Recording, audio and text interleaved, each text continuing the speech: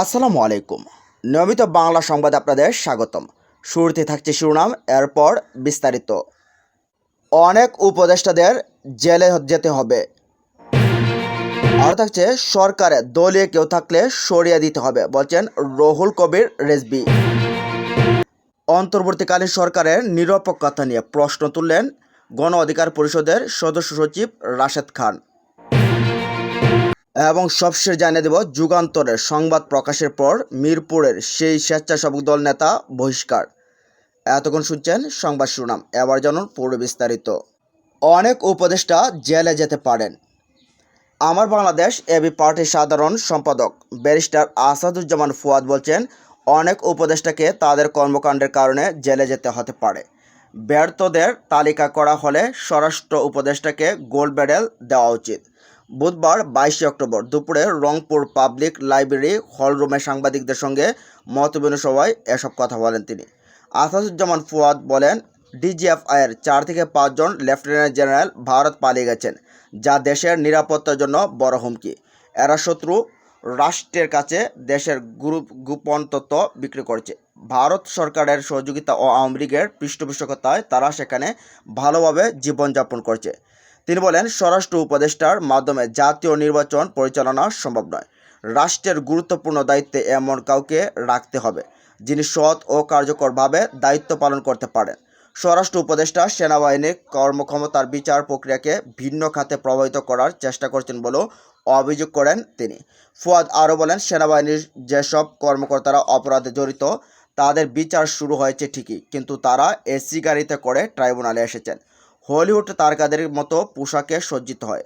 স্বরাষ্ট্র উপদেষ্টা সেনাবাহিনীর ভেতরে থাকা বাড়িগুলোকে সাব জেল ঘোষণা করেছেন। যারা গরিব তাদের জায়গায় কাশিমপুর কারাগারে, আর ক্ষমতাবানরা থাকবেন 5 স্টার জেলে। এটা মেনে নেওয়া যায় না।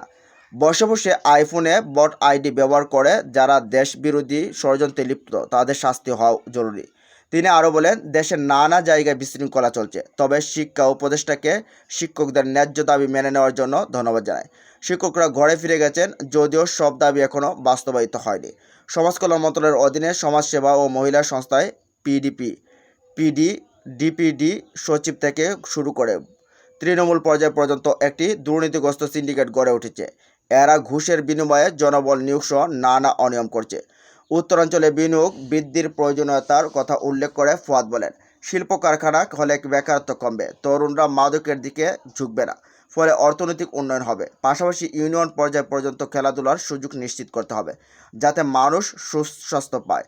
কৃষকদের ন্যায্য মূল্য সার সরবরাহ নিশ্চিত করতে হবে এবং শিক্ষার উন্নয়ন ঘটাতে হবে, তবেই দেশ এগিয়ে যাবে। এদিকে সরকারে দলীয় কেউ থাকলে সরিয়ে দিতে হবে।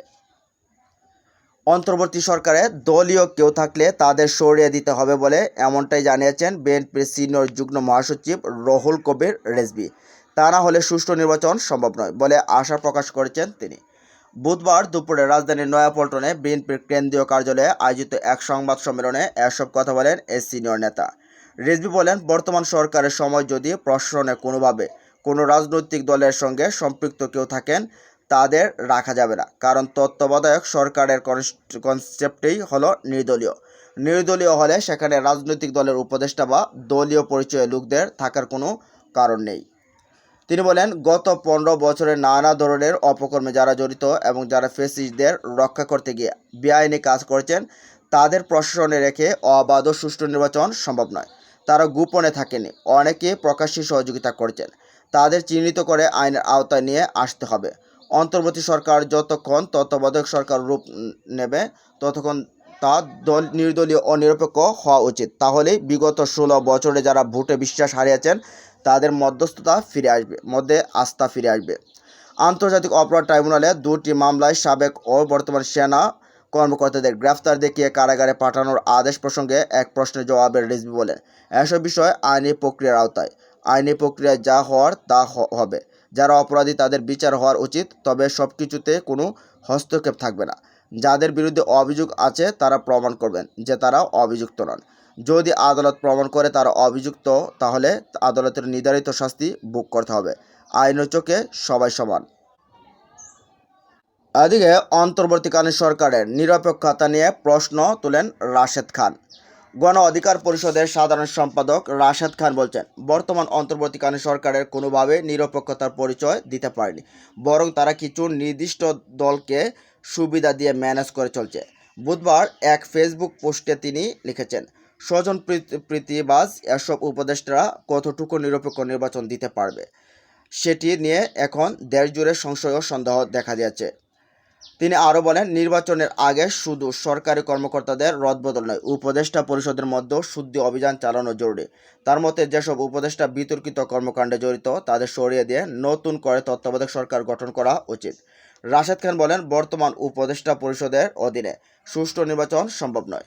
যেসব উপদেষ্টারা দুর্নীতি করেছে, আত্মীয় স্বজনকে বিভিন্ন জায়গায় পুনর্বাসন করেছে, সরকারকে নিজেদের বাপদাদার সম্পদ মনে করেছে, তাদেরকে আজ হোক কাল হোক জনগণের কাঠগড়ায় দাঁড়াতে হবে।